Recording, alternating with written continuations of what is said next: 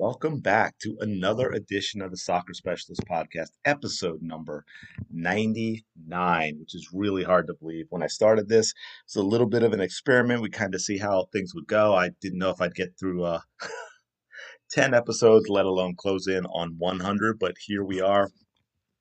Today, a lot of these have been kind of long lately. Hopefully, this one will be a little shorter for you. And today, I want to talk about a pretty popular topic, and that is the position that you play as a player, but also the role of parents and coaches. I think this is something everybody needs to talk about. As a coach, this was something I was guilty of as well when I first started out, is kind of locking players into certain positions when they're younger. Kudos to the coaches that don't do that, and that especially if you didn't do it when you first started coaching. And even then, I know it's tough because then parents will complain to their coach if the player is not locked into the right position. And it's amazing how often I come across the whole my 8-year-old is an attacking mid, or my 9-year-old's a keeper, or my 7-year-old's a striker, and all that stuff. And I'm just, they're not. Okay. And you as a player need to understand you're not. Not if you want to be a great player. There are so many things that change. But look, first of all, 99.9% of so-called elite youth soccer players in America, they can't control the feet at the ball at their feet well enough, or simply even check their shoulder, or take the ball with the back foot. So they most certainly are not a certain position at 8, 9, 10, 11, 12 years old. So look, please don't worry so much about the position that you're playing at a young age. You should be playing all of them. The whole idea is to become a soccer player. You're not, when you're 8, 9, 10, 11, 12, you're not training to be an outside mid, or a defensive center mid, or a striker, or a winger, or whatever it is because, first of all, who knows where you're going to be needed or even wanted when you're older, depending on the team you end up on and the type of teammates you have, and the tactics that your coach employs and everything else when you're trying to play at a higher level. So it's really, really important to be developing as an individual soccer player and not getting locked in to a specific position. And then when I do bring this up, and I get asked, at what age should they get locked in? That's a tough one to answer. That's kind of where you get into the art part of the art and science of coaching and development. And I think I got last time I got asked, they were asking about, I think, like U14, right around there. And I said, look, at this age, it probably is going to start getting narrowed down. I mean, you may not be able to tell where that player should end up being when they're older. But as far as a lot of times with coaching and the talent you have around you, and if you're playing at a high level and you're really starting to focus on wins and results and things like that, most likely you're going to get locked in. If not the one, then at least two or three. You might be an outside mid who plays both sides, that type of thing, or somebody who plays center mid and striker or what have you. But look, even at the highest level, there are players that play multiple positions. There are a lot of factors that are involved, and it could be the type of player that they are might change. I think the easiest example to give you that everyone will know is Ronaldo. I mean, if you go back and look at him when he was younger and playing out as a winger, and how fast and dynamic he was out in space and so forth, and then when he got older and he lost the step, didn't have that pace, he moved centrally, which is a completely different game. He completely and totally changed his game to still be an effective goal scorer.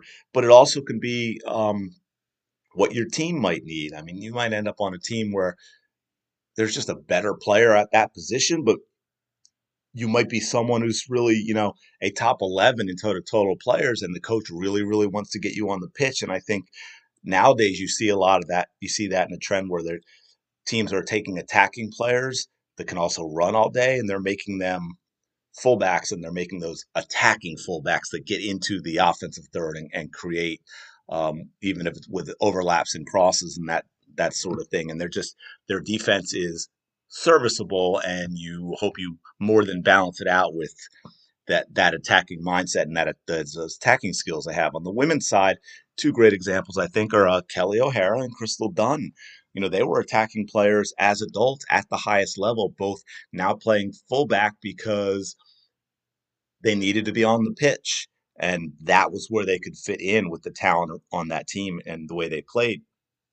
Or a player might be used to a 4-3-3, and that gets changed to a 4-1-4-1. Or like I said, they switch teams, and the new team, maybe it's we'll use high school for an example, right? They maybe they move or whatever in high school, or just getting to high school. They were, a great player, highly touted going into high school, and it just so happens that the high school team they're on has the best player in the state at their position. If you can't play another position, you could be the second best player on the team and not be out there.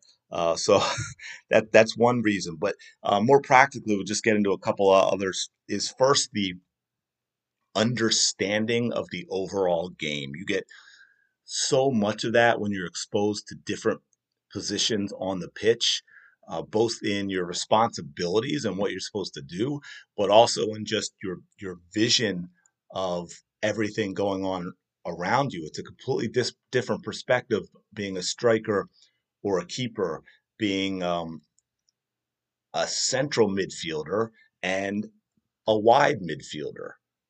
They're just completely different. And you can also take that to make yourself better at a specific position when you talk about things that are, I don't want to really say opposites, but in a way, like a center back and a striker, right? If you're a striker, having experience at center back, even when you were younger, is a big deal. It can help you to be a better striker and vice versa. Another is simply having empathy for your teammates. I mean, this is something you should have, and where I usually like to use this word is you have a teammate with the ball. You need to empathize with them and the difficulties of the game of soccer and being able to keep possession, right? If you have the ball, you want teammates who are going to actively work to support you and get open and create the right passing angle, even if it's taking a step here or there. And so when you understand that, you're going to do that for your teammate. And then it's also just having empathy in general for what a team goes through. If let's say you're a winger or an outside mid, right, and you're just thinking you're getting open, a certain ball should be played from your center midfielder, and you're getting frustrated because they're making different decisions. Look, if you have experience as a central midfielder, you're not necessarily going to be so quick to get upset with your teammate in there who's making those decisions because you've played there and you understand the difficulty. And I think those are great examples. I mean, playing centrally is a completely different world than playing out wide.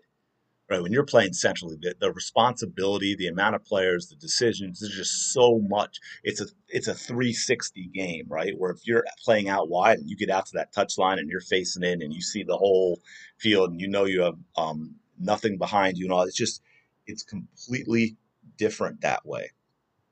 Okay, and on top of that, you never know where you're going to end up excelling if at a young age you start out playing just one position.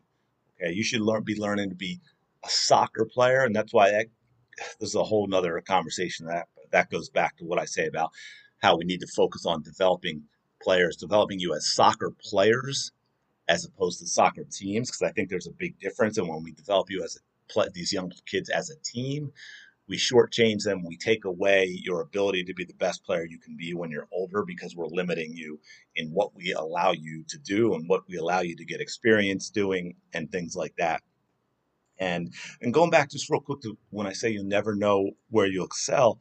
Okay, I've had players over the years that seemingly you when you watch them play and you see their physical gifts and what they do well, they seem to be the prototypical. I've had a few of these that just seem to be the prototypical central midfielders. And guess what? They couldn't play the position. I mean, they played it a lot, but they were so much better elsewhere, so much better on the outside. And I even had one or two that became mainstays in the middle, became an important anchor of the team where everything went through them. But until you actually saw them play there, you wouldn't think of them as central midfielders because they didn't necessarily have all those gifts that stood out that you would think you would need in that position, if that makes sense. It's actually got a little longer than I thought, but hopefully that made sense and that helps you with players and maybe feeling a little bit better about not necessarily playing the position you want to play. And look, I've had players who could play everywhere, so they always played because it would just change based on what the team needs because they've played everywhere. I mean, I had players that even when we got to 11v11 and you think it starts narrowing down and they'll play multiple positions, but if players who played literally all every position on the pitch. And then of course you get older, you're going to have coaches that play different formations and you're going to have different tactics in terms of how you play, whether it's direct or possession, or you're playing out of the back, or whatever it may be. But I'm going to leave it there. Hopefully, you got a little something out of this, and check out ImpactSoccerPerformance.com. If you haven't, I really think you'll find that really helps elevate your game. Other than that, I'm going to leave it there. Thanks again for listening. Next episode is 100. I don't know if I have the brain power right now to figure out something special to do, but I will try. If you have any ideas, let me know. Go to thesoccerspecialist.com/contact or hit me up in the Facebook group. Just search The Soccer Specialist, and I will talk to you later.